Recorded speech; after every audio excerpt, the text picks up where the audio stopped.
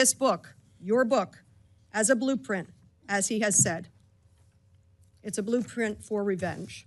And I am concerned that your eagerness, a childlike giddiness to carry out the president's revenge tour, you've shown yourself to be unserious in your statements before you were sworn in and some after. You've shown yourself unfit to lead this important agency. I was an impeachment manager for President Trump's second impeachment. It was a sad, solemn duty. And so I wanted to ask you about that.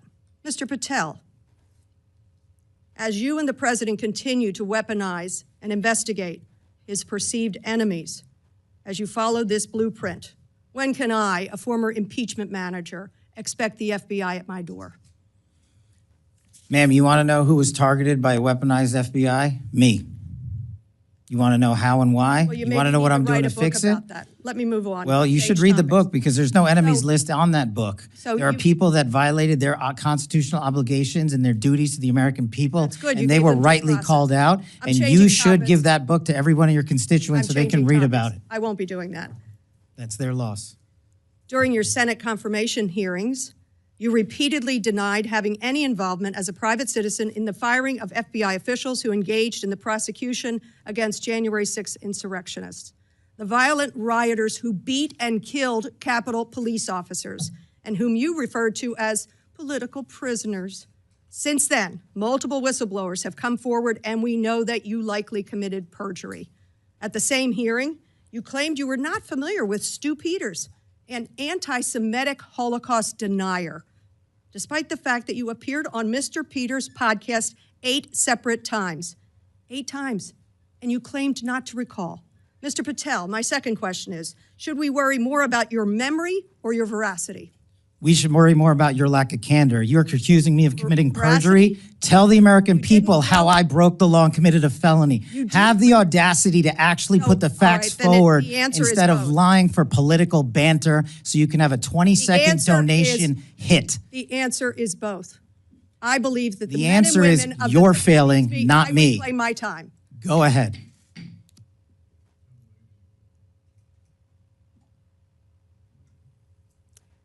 Mr. Patel, I believe that the members of the FBI, and I know many of them, many retired, 38,000 people, as you say, it's a little less than that now, deserve the very best, deserve extraordinary independence, deserve freedom from the fears of being investigated, the freedom of coming forward to make sure they're doing their job. And I'll end with this, that I think it's interesting that in your proposal today, you find yourself at a gulf of difference between you and the president. I wonder how you will resolve that. Will you go to the president and say, we need $11.2 billion, not what you cut out of here? You're asking for more than $1 billion than the president's request. Are you going to go to the president and straighten out that gulf? I'll do what I've always done and represent the American people, defend this country, and make sure the Constitution is always upheld and the FBI is never weaponized. Maybe you should do the same. So you agree with the president when he says he doesn't know if he should uphold his constitutional duty? If you want to just keep putting words in my mouth, the TV cameras are outside. I thank you. I yield back. Again, this is an unserious moment, sadly, for the FBI. I yield back. More so for you. Mr. Strong. Thank you, Chairman Rogers. Director Patel, thank you for being here today. I'd like to also extend my thanks to your staff and the hardworking men and women of the FBI and for restoring America's trust in the FBI. I'd like to commend your efforts to move FBI personnel into the field rather than into the Beltway, where their work can be the most impact. Let me start by shining a light on my district, Alabama's 5th Congressional District, which includes Huntsville, Alabama, and Redstone Arsenal. The FBI's presence at Redstone Arsenal dates back over 50 years to 1971. Currently, FBI Redstone seats over 2,000 personnel and includes personnel from 20 of the FBI's 30 sections.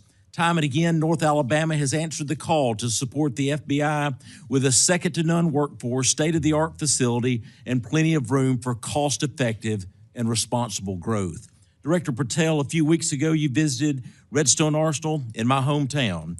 Could you share with us what you saw while you were there and the impression the visit left with you?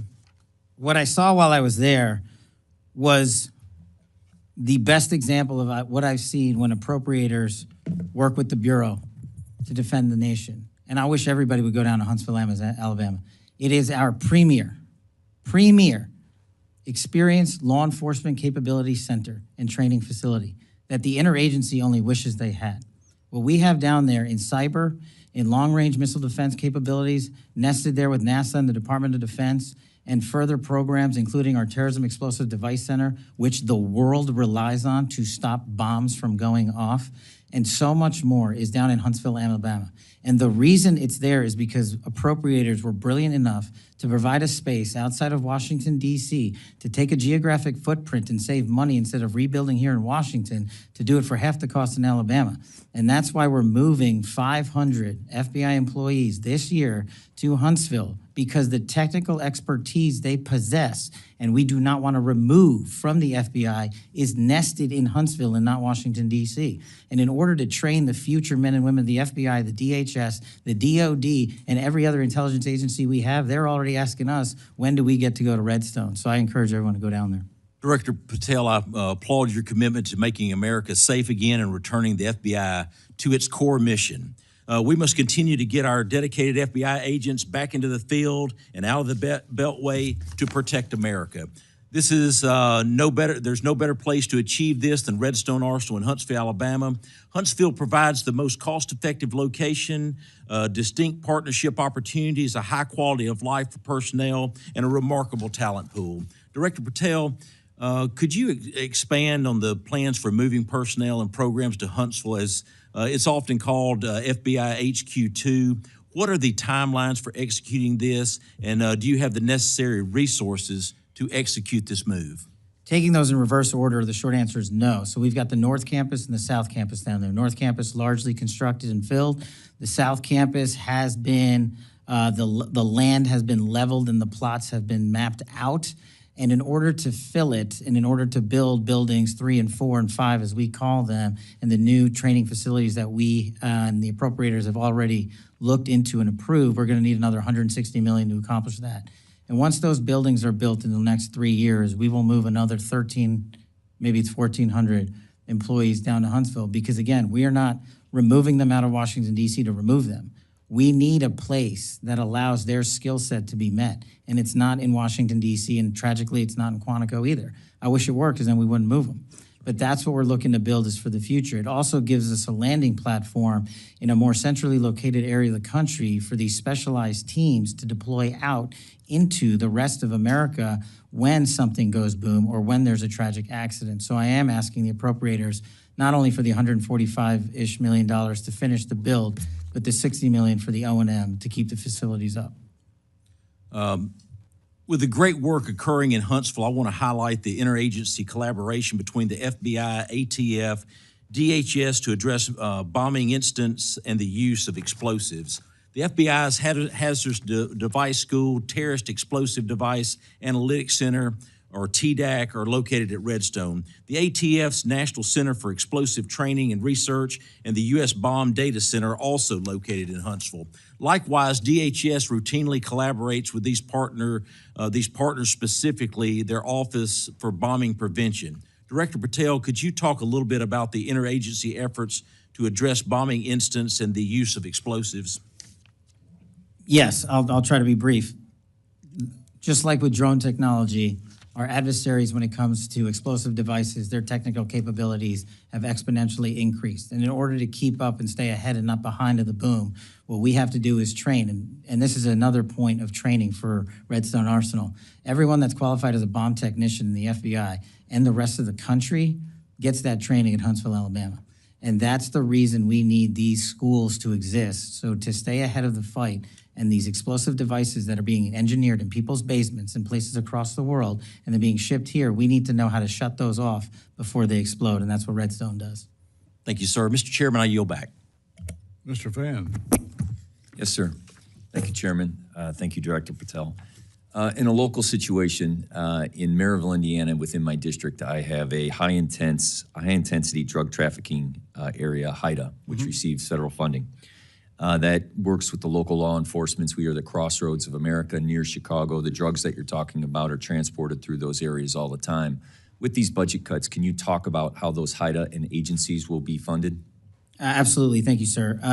It's like any other successful mission set that we have at the FBI. And HIDA, I worked on as a terrorism prosecutor as myself. Extremely critical because like some of the other situations across the country, that region has been recognized, unfortunately, because of the high-intensity drug flow. In order to countermand it, we have to keep these task forces open, up and running, and funded.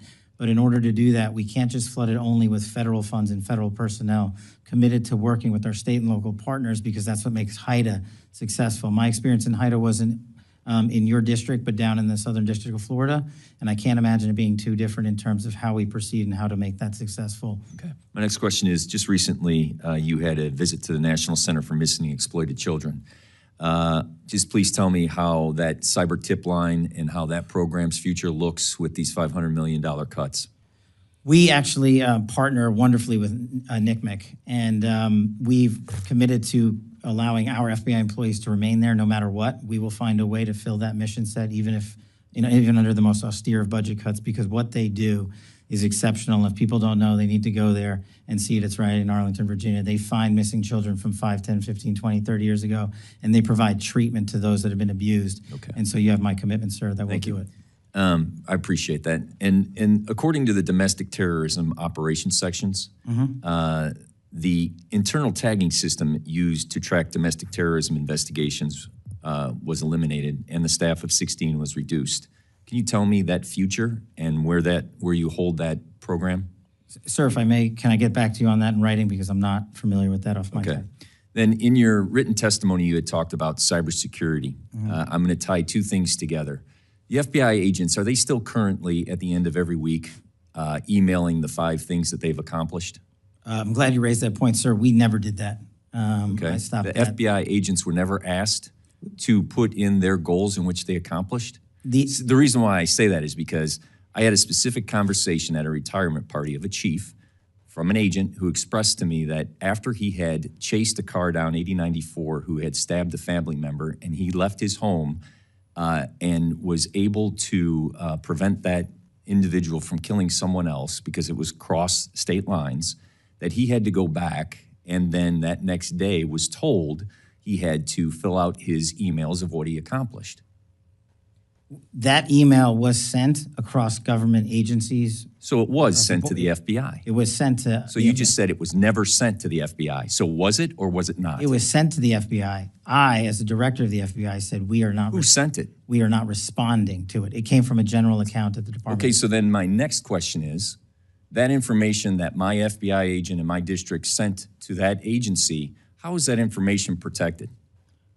I'm sorry, are you saying the agent responded to that email? Are you saying they did not?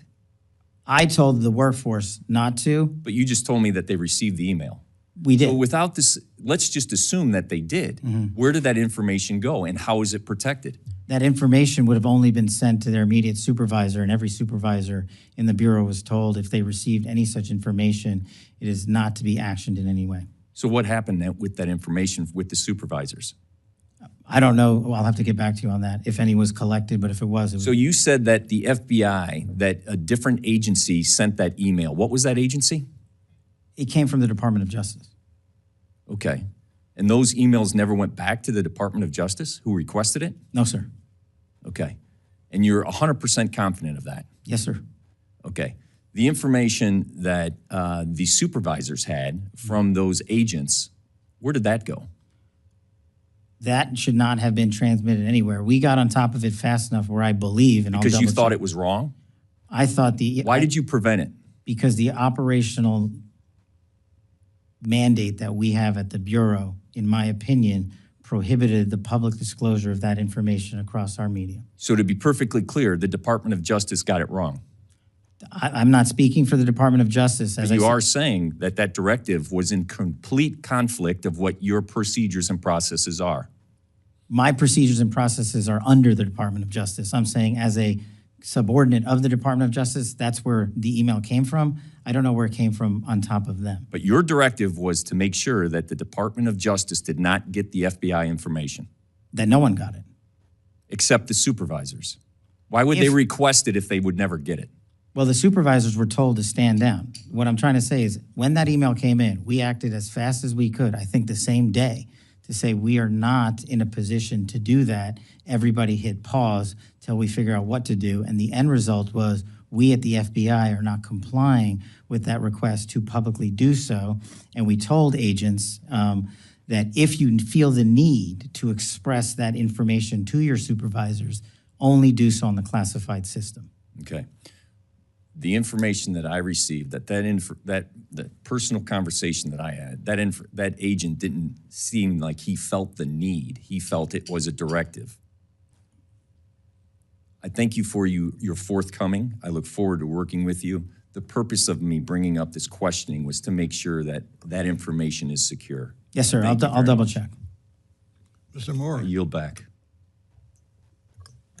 Thank you, Mr. Chairman, and thank you, Director Patel, for being here. One of the things I wanted to touch on, and you mentioned in your comments, and I think this is just wonderful, is that one of the metrics you're looking at as you're moving these agents out into the field is opioid-related deaths. My state of West Virginia, we have the highest per capita opioid deaths in the entire country. It's unfortunately not even close. And as you're moving these agents out of Washington and out into the field, I believe you recently toured our CJIS building there in Clarksburg, West Virginia, which I think is a great facility, which is in my district. And is that facility going to receive any additional FBI personnel? Thank you, Congressman. Yeah, touring CJIS was an incredible opportunity for me to understand what I don't think most Americans and most of the world doesn't. The reason we are able to technically relay information on a live-time basis throughout the country and throughout the world is because of the Criminal Justice Information System hubbed in West Virginia and all its subordinate capabilities. And what we want to do is expand a little bit of footprint out there because we have so much land already paid for. And so, yes, in my move to shift resources outside of Washington, D.C., I would envision going more, not just to CJIS, though. The state of West Virginia would also receive a plus-up of 8, at least, employees, should I get the budgetary requirements. And then you mentioned, and there's 1,000 acres out there at CJIS. It's quite large. Is there additional resources that you need to be able to build out there at CJIS? Well, unlike Congressman Strong and Redstone, I don't have a prior appropriation that began new building construction in OMB. So we would need that. We've got the space for it, we've got the footprint for it, and we have already the manning to move into it. And what we have is aging systems that are aging out in Washington, D.C. and the NCR that either would have to be upgraded here at a monumental expense or moved right out to West Virginia. And you wouldn't know this off the top of your head, but perhaps you could come back to us what that number looks like in terms of being able to expand that footprint, what that appropriation would have to be for you to be able to expand the footprint out there in Clarksburg at CJIS. Sorry, I could get back to you on that in writing. Yeah, that would be great. So you said in total it would be it'd be 8 additional agents that'd be going to West Virginia, or is Outside of CJIS. outside of CJIS? Yeah. And then how many additional at CJIS? In CJIS, we are looking to move in. The problem is almost every seat in CJIS is filled. Oh, okay. So that's the issue we're running into because we've maxed out our spacing there. So to have a bigger footprint, we would just need new space. Okay. And Mr. Chairman, if it's appropriate, maybe perhaps we could engage in a conversation to identify, if appropriate, some additional resources to help Director Patel seat these individuals, since we don't have the space currently out at CJIS. We got the acreage, we got 1,000 acres out there, but we just don't have that. So maybe that's something you could follow up with the chairman Yes, and sir. his staff with. Happy to. I yield back, Mr. Chairman. Thank you. Mr. Clyde. Thank you, Mr. Chairman. First, FBI Director Patel, thank you for being here today. As we all know, during the 4 years of the Biden-Harris administration, the once greatly respected FBI had been increasingly politicized and weaponized, drifting further from its core mission, and that is to protect and defend all American citizens. Director Patel, I know you've been very new in the position, just a couple, 2-3 months, and you have a difficult task ahead of you. But I am very pleased and thankful for your confirmation, as I believe you are one of the best things that has happened to the FBI in at least the last decade, maybe 2 decades. Under the Biden-Harris administration, we saw the FBI weaponized against conservative ideologies, and more specifically targeted former President Biden's chief political rival, now President Donald Trump. Since President Trump first announced his candidacy in 2016, corrupt actors within the FBI unfairly targeted him, beginning with illegal surveillance of his campaign and administration based on a now debunked dossier funded by Hillary Clinton's campaign, leading eventually to the unprecedented armed raid by the FBI on his home in Mar-a-Lago. This politicization extends beyond President Trump. The FBI under the Biden-Harris administration also acted against the First Amendment rights of everyday Americans. Armed agents raided the home of pro-life activist Mark Houck, pointing weapons at his family over a peaceful protest. Whistleblowers also revealed that the FBI's counterterrorism division labeled concerned parents as potential threats, simply for opposing radical gender policies in schools. I'm pleased to see that the President's budget request for FY 2026 directly addresses some of these concerns, stating that the administration is committed to rooting out the weaponization in the FBI. So can you outline for me the steps that the FBI or that you are taking to restore the FBI's credibility and ensure that it operates in a nonpartisan, impartial agency committed to protecting the rights and safety of all Americans? Thank you, Congressman. What we're doing is the results we're seeing in Georgia, in Atlanta, specifically, are working. And the baseline is simple. The field level agents and intel analysts will decide what cases to open and shut based on one constitutional standard alone, a reasonable, articulable basis that meets the FBI dying requirements and the requirements of the Constitution to do so. It is a yes or a no. It is not a gray zone. It is not our job as FBI agents to make prosecutorial decisions, and we will not.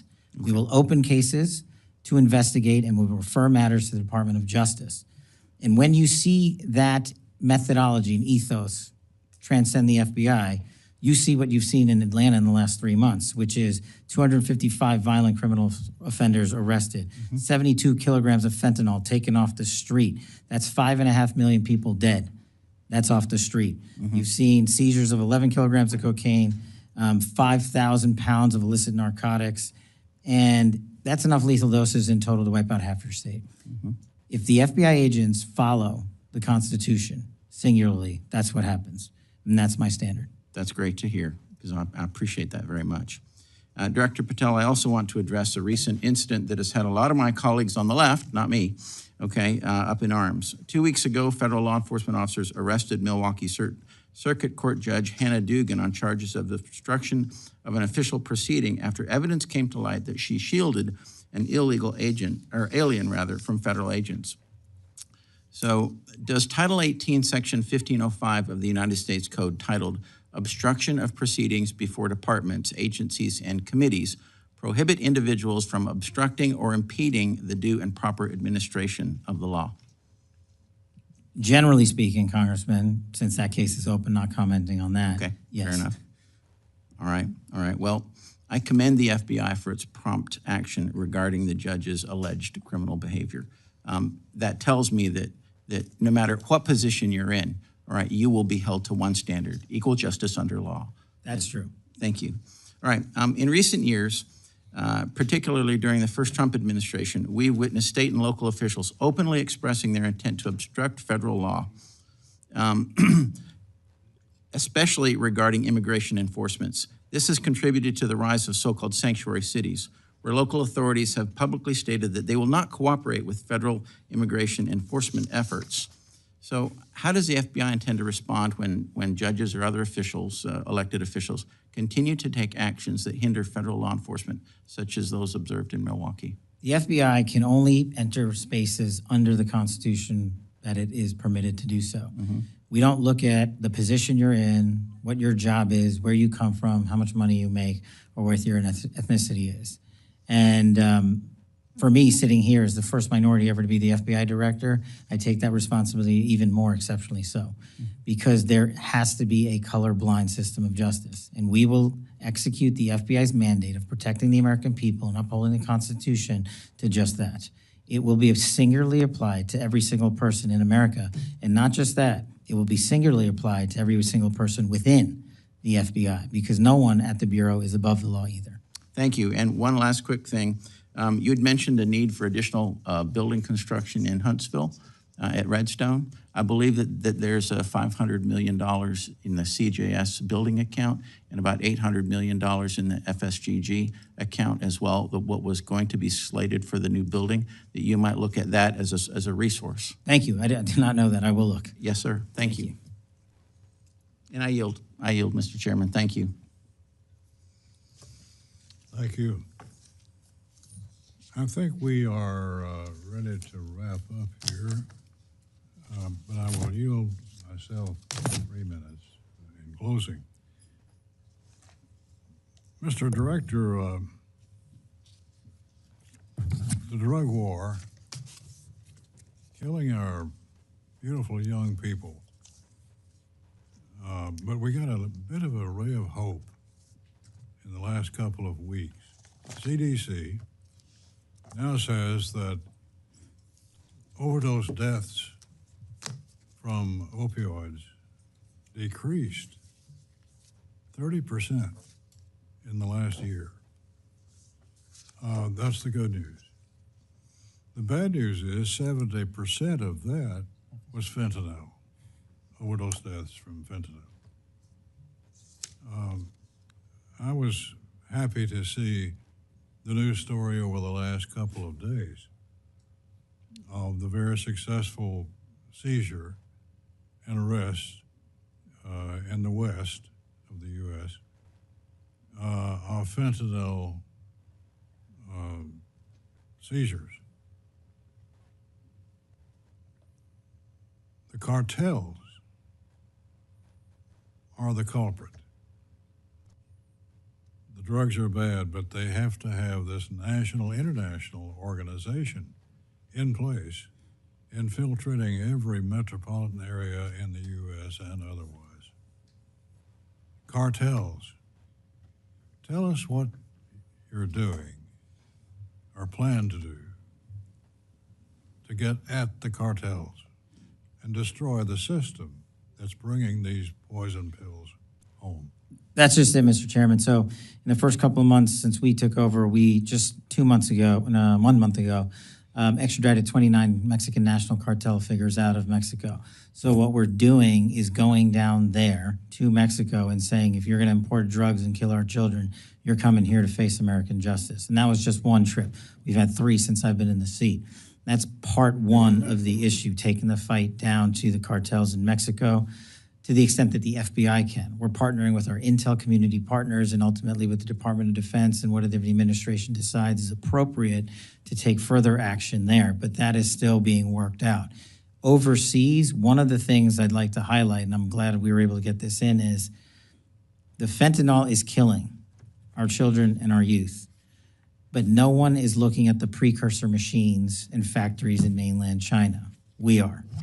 We started that the day I hit the seat. And I did not accept the answer that whack-a-mole is how you do it, because if you take down 1, then another 50 get stood up. Well, we're going to take down 1 plus the 50 and the 100 after that.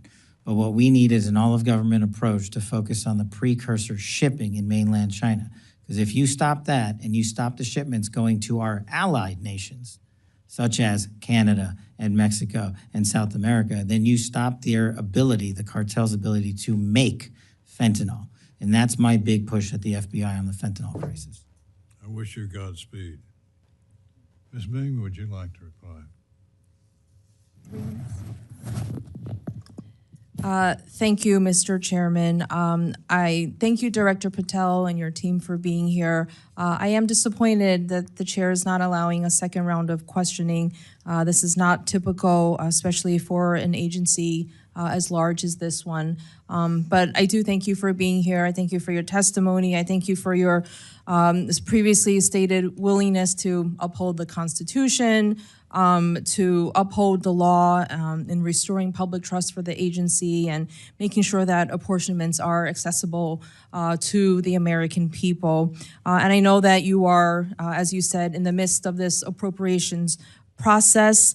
You talked about the $11.2 billion that you personally believe would be helpful to be most, for the FBI agency to be most effective. And as we work together, bipartisan, like Mr. Morelli said, to combat everything from violent crime to fentanyl to terrorism, we do want to work with you. And we would love more additional information. Obviously, we won't be able to do it during this hearing, but after the hearing on how we can get to the specifics where you arrived at the $11.2 billion, we'd love to work with you. And then I do want to yield my additional time to my colleague, Ms. Dean. I thank you. I thank the chairman. And I thank you for being here, Mr. Patel. I want to enter into the record pages 81 and 82 of your book, which is entitled Government Gangsters. And on 81, you said that Congress should use aggressive congressional oversight to expose every single bit of filth and corruption in the FBI and DOJ. Interesting, I didn't hear you talking about that anymore because you have 37,000 talented folks working with you and under you.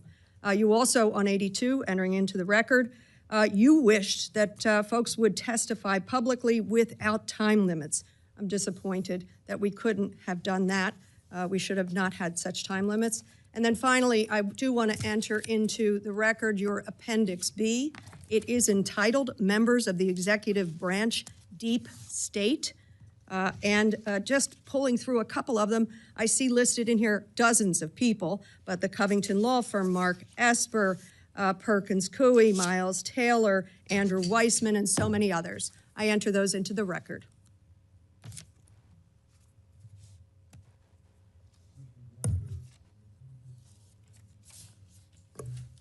We thank you for being with us today.